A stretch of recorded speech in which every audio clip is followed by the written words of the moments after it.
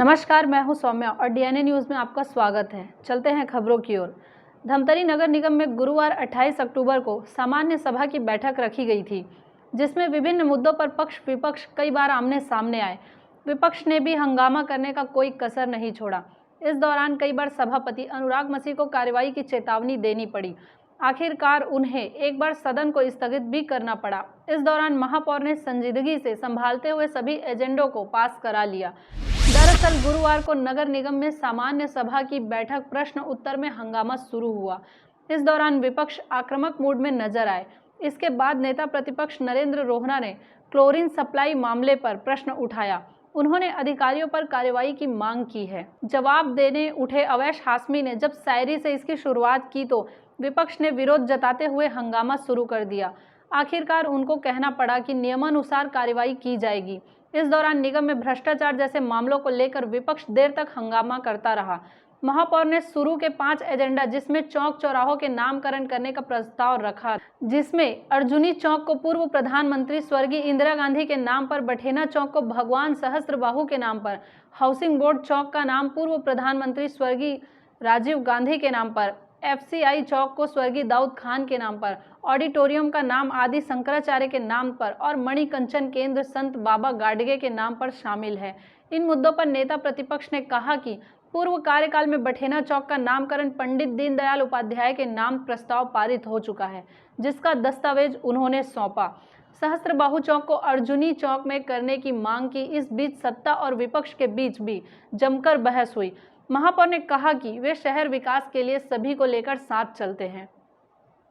सिन्हा समाज द्वारा दी गई सहमति पर ही बठेना चौक का नामकरण किया जा रहा है।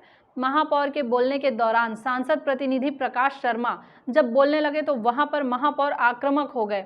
आखिरकार सभापति अनुराग मसीह को 15 मिनट के लिए सदन स्थगित करना पड़ा।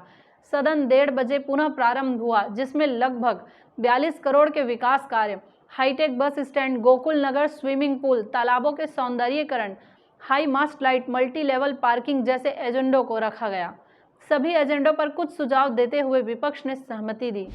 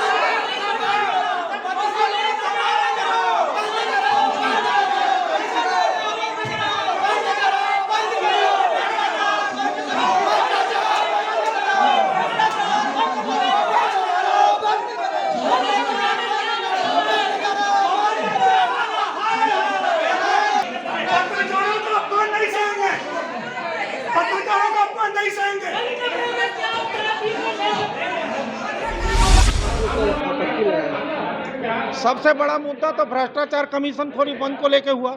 भवन अनुज्ञा शाखा में बहुत भ्रष्टाचार है।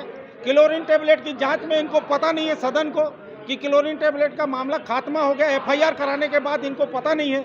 जब हम RTI में हमको जांच में लिख के देते हैं कि विवेचना जारी है, इनको 6 नंबर प्रस्ताव में पूर्व में वो पंडित दीनदयाल जी के नाम से स्वीकृत है, उनके दस्तावेज इनको उपलब्ध करा दिए। उसके बाद इनको कुछ पता नहीं है और ये बगैर जानकारी के सदन में तैयारी करके आते हैं, किसी भी प्रश्न का उत्तर नहीं देते। ग्रीनलैंड में भवन अनुज्ञा पास करते हैं, एक किराएदार का भवन अनुज्ञा दे देते हैं। ऐसे अनेक भ्रष्टाचार के मामले थे। इसमें शहर में डेंगू मच्छर का प्रकोप, प्रधानमंत्री आवास, अवैध प्लाटिंग, जल भराव, इन मुद्दों पर चर्चा होनी थी जो सब भागते हैं। पूरक प्रश्न लिया गया, लेकिन हमने 32 प्रश्न दिया था। 32 प्रश्न में 7 प्रश्न आए। 7 प्रश्न, एक सदन की गरिमा है, 1 घंटे का ही प्रश्नोत्तरी होता है, उसमें ये प्रश्न आए। लेकिन सदन में माननीय सभापति महोदय चाहे तो शहर विकास में 1 घंटा 2 घंटा चर्चा के लिए आमंत्रित कर शहर हित में चर्चा किया जा सकता है, लेकिन उन्होंने भी ये कार्य को नहीं किया।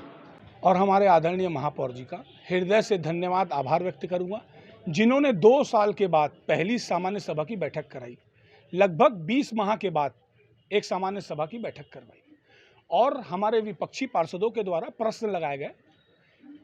प्रश्न लगाने में उत्तर यह दिया गया, हमने प्रश्न लगाया कि जो क्लोरीन दवाई थी जो निम्न स्तर की सप्लाई की गई थी, उसको लेकर प्रश्न पूछा गया तो जवाब यह आया कि निम्न स्तर की दवाई इसलिए सप्लाई की गई थी क्योंकि कोरोना काल था। क्या यह उचित है ऐसे जवाबदार लोगों को यह कहना? दूसरा प्रश्न हमारे द्वारा यह लगाया गया था कि जो ग्रीन लैंड है उसमें नगर निगम के द्वारा परमिशन दी गई है, नक्शा पास किया गया है, तो जो नक्शा पास किया गया है क्या ग्रीन लैंड में नक्शा पास होता है कि नहीं होता है? तो इनके द्वारा जवाब आता है कि नक्शा जो है वह हमने व्यवसाय के लिए नहीं दिया था, हमने आवास के लिए दिया था। अरे मैं इनसे पूछना चाहता हूँ, क्या ग्रीन लैंड में नक्शा पास होता है कि नहीं होता है? व्यवसाय और वाला बात ही नहीं है। तो इनके द्वारा कहा जाता है कि ग्रीन लैंड में हमने आवास के लिए परमिशन दिया था। अरे कुछ सोच समझ के जवाब दिया होता। और उसके बाद जो इनके द्वारा जो 13 प्रस्ताव रखे गए थे, उसमें जो दूसरे नंबर का प्रस्ताव था जो बठेना वार्ड के नाम को चेंज करने को लेकर था, मैं बता देना चाहूँगा आपको कि इससे पूर्व में जब हमारी सरकार थी, जो आज सभापति महोदय हैं अनुराग मसीह जी, उस समय वह नेता प्रतिपक्ष थे।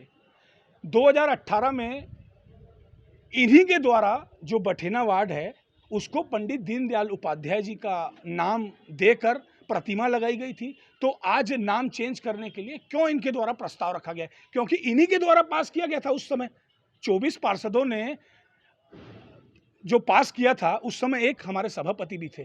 तो इस तरह का विषय अभी नहीं आना चाहिए। मैं घोर निंदा करता हूं ऐसे जवाबदार लोगों का, और ईश्वर से प्रार्थना करता हूं कि इन्हें सद्बुद्धि प्रदान करे। और हमारे देश के यशस्वी प्रधानमंत्री आदरणीय प्रधानमंत्री जी की एक योजना थी कि 2024 तक हर गरीब को, मजदूर को, किसान को एक घर दिया जाए। उस योजना के तहत भी इनके द्वारा कुछ भी काम नहीं किया जा रहा है।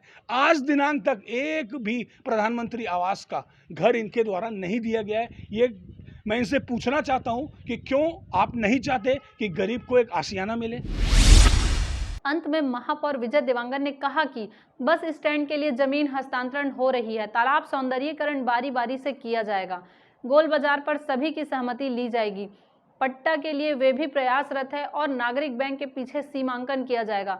इस तरह से सभी 12 एजेंडों को पास कर लिया गया है। प्रकृति की हम बात करें तो 2 प्रकृति के आज एजेंडे थे हमारे निगम में। 13 एजेंडे थे, जिसमें से 5 एजेंडे तो नामकरण से संबंधित थे और बाकी जो 6 एजेंडे हैं वो विकास कार्य से संबंधित थे। तो विकास कार्य का एजेंडा कुछ शर्तों के साथ सभी ने अपनी सहमति दी है। मैं विपक्ष को धन्यवाद देता हूं कि उन सब ने इसके लिए सहमति दी है। और नाम वाले एजेंडे में 1-2 चौक में कुछ आपत्ति आई है। सारे एजेंडे पास हैं, सर्वसम्मति से पास है। मैं उनके लिए भी विपक्ष को बहुत बहुत धन्यवाद देता हूं। और जो आपत्ति आई है उसको भी कुछ निराकरण हम आने वाले समय में हम कर लेंगे, नेता प्रतिपक्ष के साथ बैठ के कर लेंगे। पंडित दीनदयाल उपाध्याय का मूर्ति लगा हुआ है और वो लोग चाह रहे थे कि बठेना चौक का नाम उसके नाम से हो, और इनका कहना था कि पूर्व में बठेना चौक का नाम इनके नाम से किया गया है। लेकिन जब बठेना चौक का नामकरण किया गया है तो बठेना चौक में ही मूर्ति लग जाना था, तो शायद हम लोग कोई भी इस प्रकार से हिम्मत नहीं करते। लेकिन वो मूर्ति लगा है नहर चौक में, और मेरे द्वारा सभी आदरणीय पार्षदों से निवेदन किया गया है कि हम नहर चौक को पंडित दीनदयाल उपाध्याय के नाम से, क्योंकि वहाँ मूर्ति आप लगा चुके हो, तो हम उसको आने वाले समय में उसकी कार्यवाही कर उसका नामकरण कर देंगे।